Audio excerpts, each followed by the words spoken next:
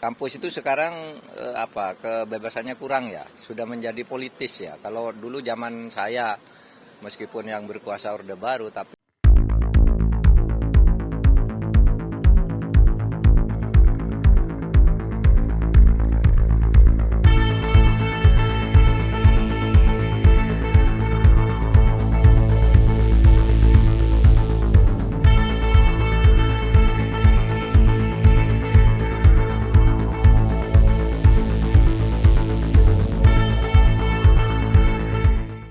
itu harus dihargai juga karena kampus itu punya nafas akademis sendiri.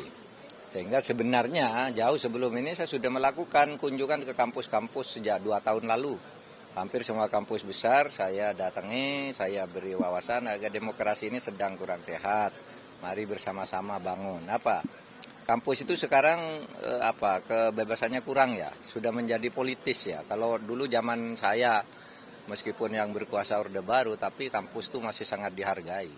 Nah sekarang ini kampus sudah lebih politis, sehingga di dalamnya menjadi resah.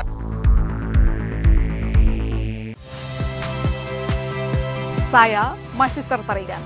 Saksikan program-program Kompas TV melalui siaran digital, pay TV, dan media streaming lainnya. Kompas TV, independen, terpercaya.